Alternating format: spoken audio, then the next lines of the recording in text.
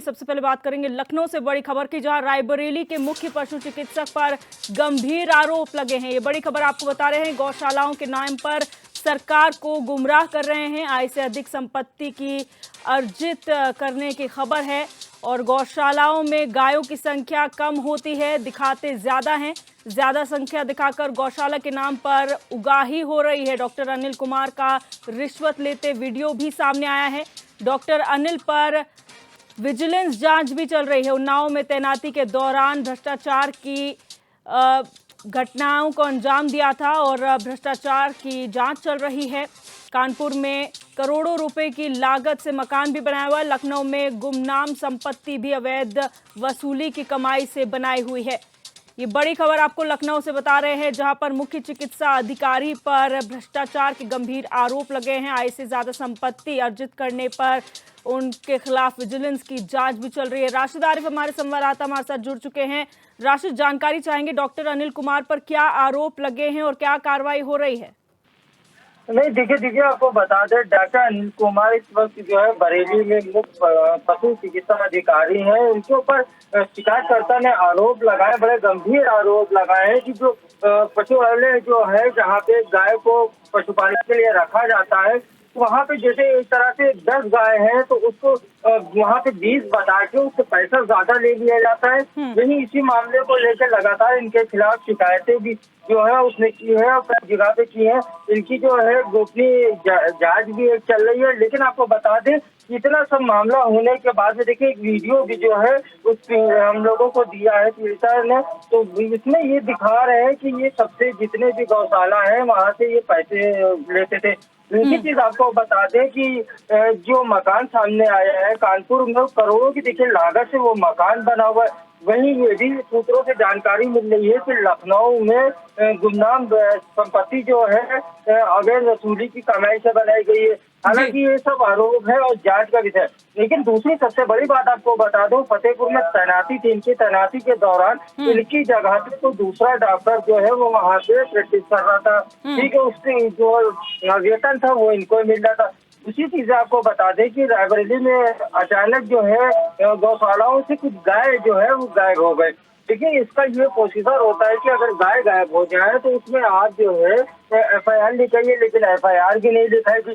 दूसरी चीज ये बता दें आपको, जिस तरह से मामले निकल के सामने आ रहे हैं संपत्ति को लेकर, जैसे उन्नाव जिले में जब ये तैनात थे उसी दौरान भ्रष्टाचार का एक मामला इनके ऊपर चल रहा है।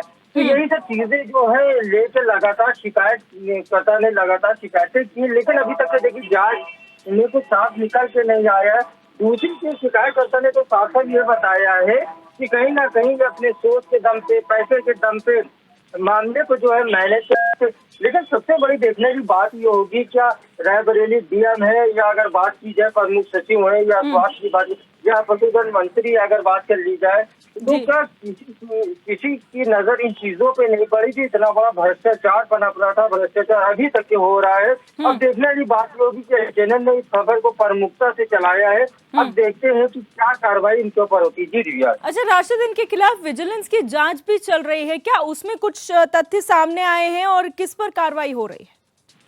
नहीं, देखिए दिव्या, आपको बता दें, यही एक सबसे बड़ा सवाल ये है कि इनके ऊपर जांच तो हो रही है और 2 बार गोपनीय जांच भी हुई, लेकिन उस जांच दोबारा रिपीट कर दिया गया। तो जांच तो हो रही है, लेकिन जांच कहाँ तक आगे बढ़ी, क्या इनके ऊपर कोई कार्रवाई? अभी तक की कार्रवाई तो इनके ऊपर कोई भी नहीं, लेकिन जांच हो रही है, ये बात सामने निकल कर।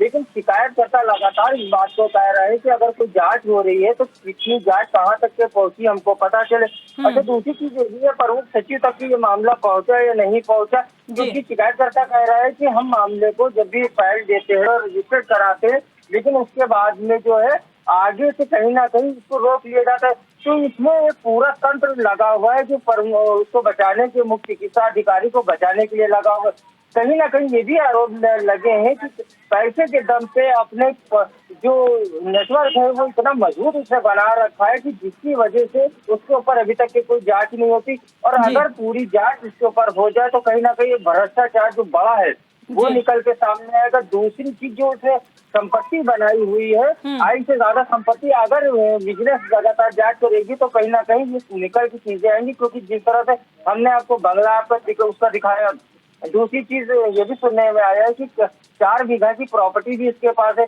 तो इतनी प्रॉपर्टी होने के बाद में कहीं ना कहीं सरकार को जांच करानी चाहिए। आय से ज्यादा संपत्ति होने का मामला भी सामने आ सकता है। जी दिव्या, बहुत शुक्रिया राशिद हमारे साथ जुड़ने के लिए और जानकारी साझा करने के लिए। और अब बात करेंगे एक और बड़ी खबर की। अखिलेश यादव ने सड़क परिवहन मंत्री को पत्र लिखा है। ये बड़ी खबर आपको बता रहे हैं, जहां पर सड़क परिवहन मंत्री नितिन गडकरी को अखिलेश यादव ने पत्र लिखा है और मंत्री से यूपी में एक्सप्रेस वे बनाने की मांग की गई है। सड़कों का निर्माण कराए जाने की भी मांग इस पत्र के माध्यम से अखिलेश यादव ने सड़क परिवहन मंत्री से की है। ये बड़ी खबर आपको बता रहे हैं, जहां पर सांसद अखिलेश यादव ने सड़क परिवहन मंत्री नितिन गडकरी को पत्र लिखा है और इस पत्र के माध्यम से उन्होंने उत्तर प्रदेश में एक्सप्रेसवे बनाने की मांग की है। साथ ही साथ सड़कों का निर्माण कराए जाने की भी मांग इस पत्र के माध्यम से अखिलेश ने की है।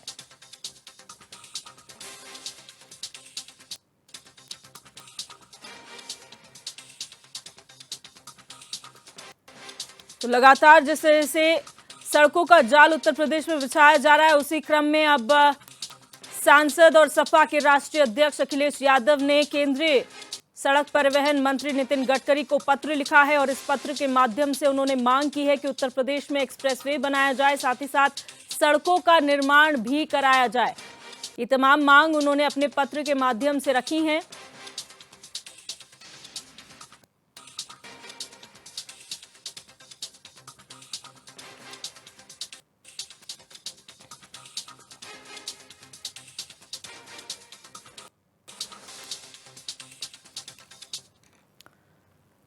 रुक करेंगे अगली खबर का। सोमवार को ओम प्रकाश राजभर ने पार्टी सुभाषपा की बड़ी बैठक आयोजित की, जिसमें एक बार फिर से ओम प्रकाश राजभर को राष्ट्रीय अध्यक्ष चुना गया। बैठक में प्रदेश पदाधिकारी समेत कई जिलाध्यक्षों की घोषणा की गई। तो वहीं सुभाषपा राष्ट्रीय अध्यक्ष ओम प्रकाश राजभर ने अपना सिंबल छड़ी को बदलकर चाबी कर दिया। पूरा डिटेल आपने डायरी पर अभी 1 महीने लगातार सदस्यता अभियान चला है। जो लोग सक्रिय सदस्य बन चुके हैं उनको जो है हम लोग आज पदाधिकारियों की घोषणा करेंगे और आज हम लोगों ने फैसला लिया है कि विगत लोकसभा चुनाव के साथ साथ तमाम विधानसभा चुनाव में हम लोगों के विरोधियों द्वारा पार्टी को साजिश के तहत कमजोर करने के लिए हाथी और छड़ी, हम लोगों का सिंबल छड़ी रहता है, लेकिन हाथी चुनाव में किसी न किसी को खड़ा करा करके हाथी दिलवाकर 8,000 10,000 वोट डिस्टर्ब किया जाता था हमारा। इसको देखते हुए हम लोगों ने आज समीक्षा बैठक करके अपने लोगों से राय मशविरा करके गरीब, कमजोर, वंचित, शोषित इनको हक दिलाने के लिए, इनके विकास के लिए जो ताले बंद हैं, जो इनके हक अधिकार, शिक्षा, स्वास्थ्य, रोजगार, नौकरी के लिए जो दरवाजे बंद हैं, उसके लिए आज हम लोगों ने अपना सिंबल चाबी चयन किया है और आज से हमारा सिंबल चाबी होगा। शाहजहांपुर निवासी बॉलीवुड अभिनेता राजपाल यादव की मुश्किलें कम होने का नाम नहीं ले रही हैं। दरअसल फिल्म अता पता लापता के लिए राजपाल यादव ने central bank of India Mumbai की बांद्रा ब्रांच से लोन लिया था, लेकिन लोन न चुका पाने की वजह से बैंक ने राजपाल यादव की करोड़ों की संपत्ति को सीज कर दिया है। 2 दिन पहले मुंबई से सेंट्रल बैंक ऑफ इंडिया के अधिकारी शाहजहांपुर पहुंचे थे और यहां आकर उन्होंने कार्रवाई शुरू कर दी थी। इसी के चलते उन्होंने कल इस प्रॉपर्टी पर बैंक का बैनर लगा दिया। वहीं सोमवार को बैंक अधिकारियों ने इस प्रॉपर्टी को सीज कर दिया।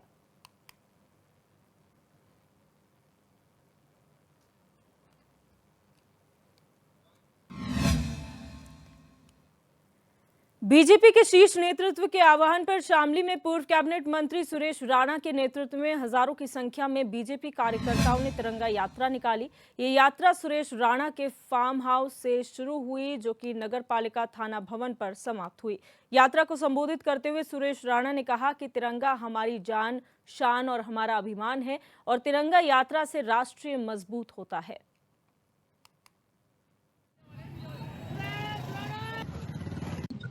ये मैं कह सकता हूं कि राष्ट्रवाद को, प्रखर राष्ट्रवाद को मजबूत करने वाला कार्यक्रम है और यदि सबसे बड़ा कोई वाद है तो वो राष्ट्रवाद है।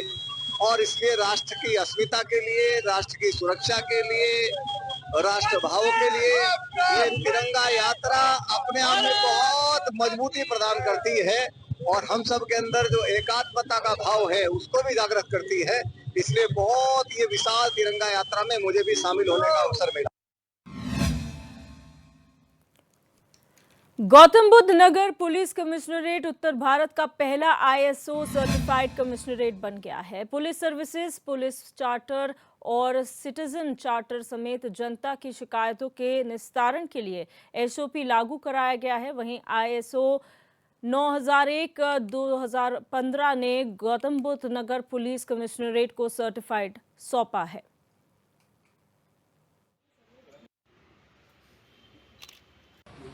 आज हमारे गौतम बुद्ध पुलिस कमिश्नरेट के लिए बहुत अच्छा और ऐतिहासिक दिन है, क्योंकि इसमें हमारी पुलिसिंग से संबंधित जितनी भी सर्विसेज हैं जिससे सीधा जनता पर असर पड़ता है, जनता की शिकायतों का निस्तारण होता है, इसलिए इसमें police services, police charter, citizen charter और पब्लिक ग्रीवांस रिड्रेसल, इसके साथ साथ पुलिस ऑफिस के एडमिनिस्ट्रेटिव मैनेजमेंट में जितने भी हमारे प्रोसेसेस हैं उनके अंतर्राष्ट्रीय मानकों के अनुरूप प्रोटोकॉल्स तय किए गए। प्रोटोकॉल्स तय करने के बाद कर्मचारियों की ट्रेनिंग कराई गई और उन प्रोटोकॉल्स को हम लोगों ने SOP के जरिए अपने ऑफिसेस में उसको निर्धारित करवाया है और उसको लागू करवाया है।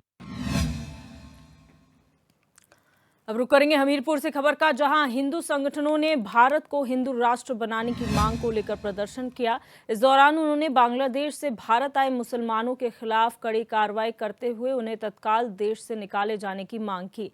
इसे लेकर उन्होंने DM कार्यालय पहुंचकर ज्ञापन भी सौंपा। प्रदर्शनकारियों का कहना है कि पड़ोसी देश बांग्लादेश से बड़ी संख्या में मुस्लिम भारत में रह रहे हैं। बांग्लादेशी मुसलमानों को तत्काल भारत से निकाल दिया जाना चाहिए।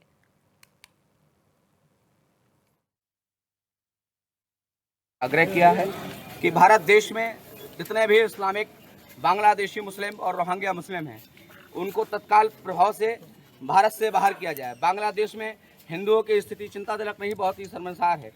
5-5 साल की बेटियों के साथ बलात्कार हो रहा है, जरा से बच्चों को फांसी पर चढ़ाया जा रहा है और निश्चित तौर पर यह बहुत ही निंदनीय और बहुत ही शर्मनाक घटना है। जिस तरह से हिंदुओं की हत्या हो रही है, वहाँ पर किसी से कोई जात नहीं पूछ रहा कि आप पिछड़ा है, कि आप दलित है, कि आप कोई हैं। लगातार मुझे कहने में शर्म आ रही है, वहाँ पर पैंट उतार के चेक किया जाता है, उसके बाद उनकी हत्या कर दी जाती है। ये बड़ा ही निंदनीय विषय है कि हमारे देश में ये लोग बिल्कुल राष्ट्रीय दबाव बने बैठे हैं। देखिए, भारत ही नहीं है परंतु पूरे विश्व को पता है कि एक जिहादी मानसिकता से ग्रसित लोग बांग्लादेश में 17.5 करोड़ की आबादी, इसमें 1.5 करोड़ सनातनी हिंदू उस देश में रहते हैं। अभी जब बांग्लादेश का तख्ता पलट किया गया तो वहाँ पर रह रहे अल्पसंख्यक समुदाय यानी हमारे हिंदू समाज के लोगों को किस प्रकार प्रताड़ित किया गया, माताओं बहनों के साथ रेप किया गया। एक राक्षसी प्रवृत्ति की जो ये विचारधारा है, इस विचारधारा का विरोध कर रहे हैं। अगर वो लोग बांग्लादेश में 1.5 करोड़ हिंदुओं को नहीं पचा पा रहे हैं तो हम इन अवैध घुसपैठियों को, जो हमारे भारत में 4 से 5 करोड़ रह रहे हैं, जो साले आतंकी गतिविधियों में लिप्त रहते हैं, ऐसे लोगों को हमारे देश से तत्काल प्रभाव से बाहर किया जाना चाहिए।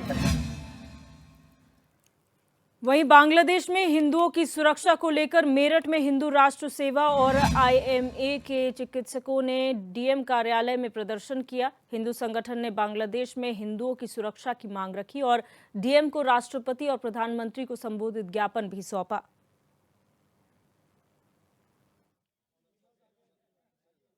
हमारी मांग बांग्लादेश में हिंदुओं पर हो रहे अत्याचार का विरोध करना है। बांग्लादेश में हिंदुओं की निर्मम हत्या की जा रही है, उनकी संपत्ति को लूटा जा रहा है, उनके मासूम बच्चों को जलाया जा रहा है, उनको बेघर किया जा रहा है, उनको निर्वासित जीवन जीने के लिए मजबूर किया जा रहा है। छोटी मासूम बच्चियों के साथ बलात्कार किया जा रहा है। DM साहब से मिलने का आश्वासन मिला है कि बात ऊपर पहुंचाई जाए। हम प्रधानमंत्री जी के नाम ज्ञापन सौंप रहे हैं।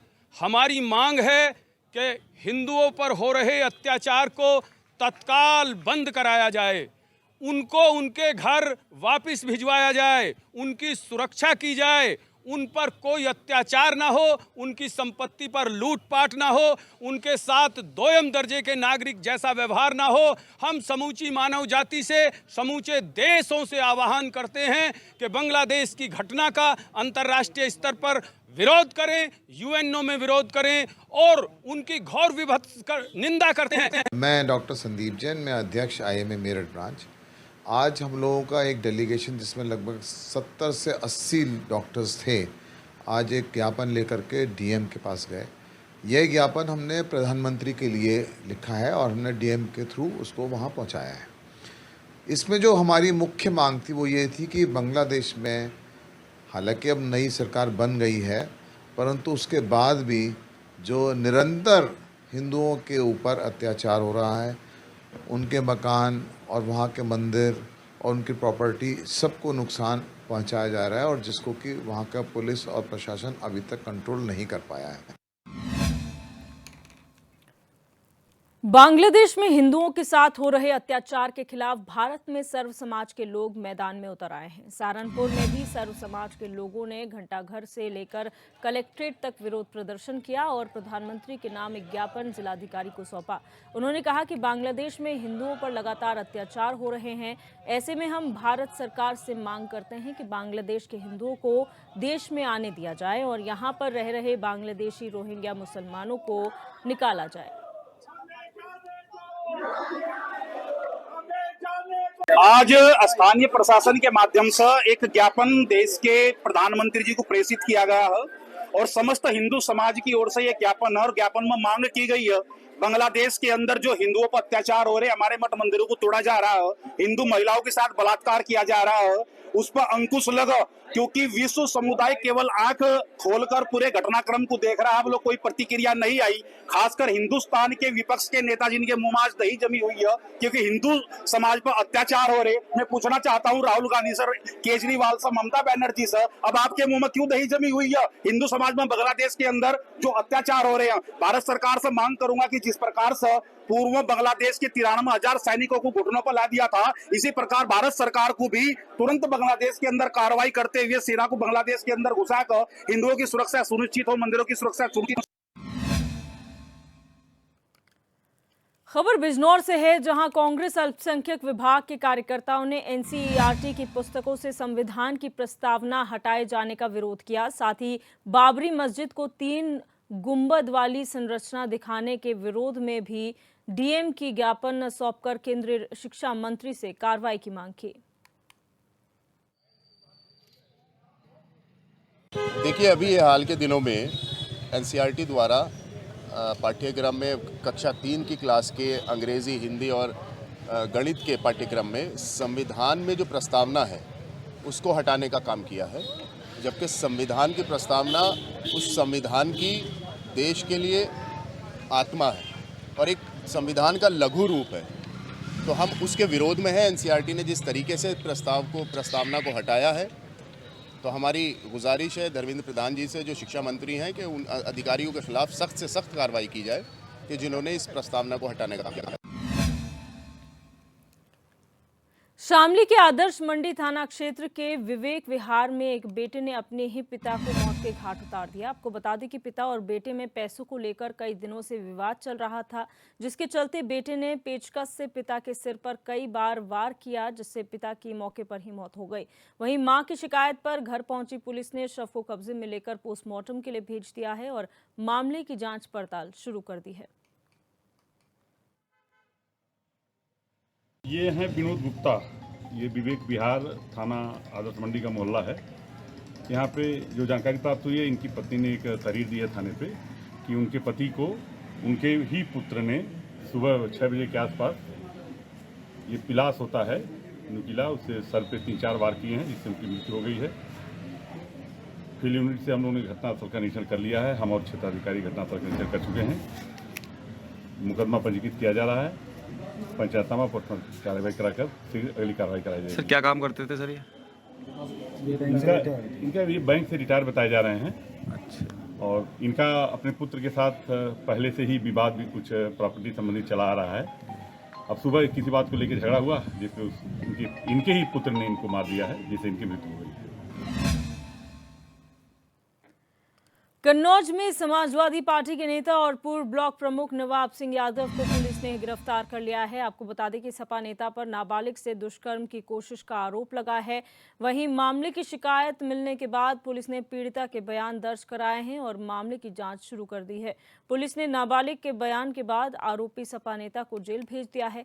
एसपी का कहना है कि किशोरी के बयान के आधार पर मुकदमा दर्ज कर नेता को जेल भेजा गया है और आगे की जाँच शुरू की गई है।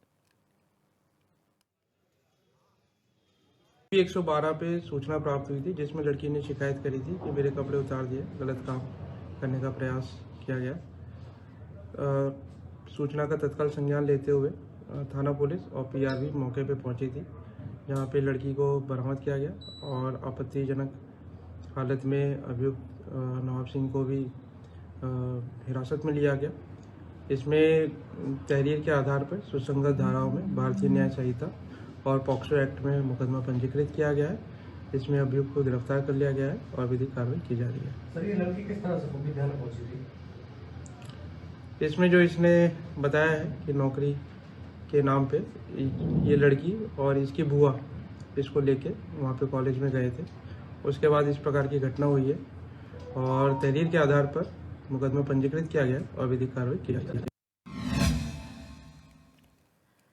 खबर महोबा से है, जहां सुभाष नगर स्थित शोरूम में घुसकर दबंग ने मैनेजर के साथ मारपीट की, जिसका वीडियो सोशल मीडिया पर वायरल हो रहा है। वीडियो में देखा जा रहा है कि कर्मचारियों के भगाने के बाद भी दबंग मारपीट करने पर उतारू था। मामले की शिकायत मिलने पर मौके पर पहुंची पुलिस ने आरोपी को हिरासत में ले लिया है, जबकि पुलिस को देखकर आरोपी के 3 अन्य साथी फरार हो गए। वहीं बिना कार्रवाई के आरोपी को छोड़ने को लेकर पुलिस की कार्यशैली पर सवाल उठ रहे हैं।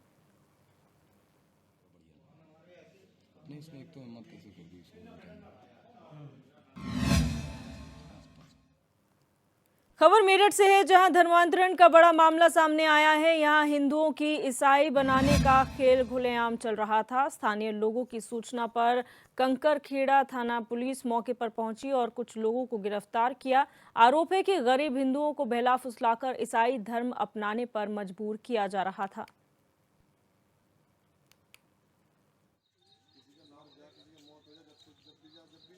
कंकरखेड़ा थाना क्षेत्र में कल कुछ लोगों ने आकर शिकायत की कि एक स्थान पर कुछ लोग इकट्ठा होकर कुछ अन्य धर्म की कुछ उपासना या इस प्रकार का धर्म परिवर्तन का प्रयास कर रहे हैं, लोगों को लुभाकर। इस पर पुलिस तत्काल मौके पर गई और उसमें जो वादी पक्ष है उसकी तरफ से तहरीर के आधार पर मुकदमा दर्ज किया गया है और इसमें पुलिस ने 5 लोगों को गिरफ्तार किया है।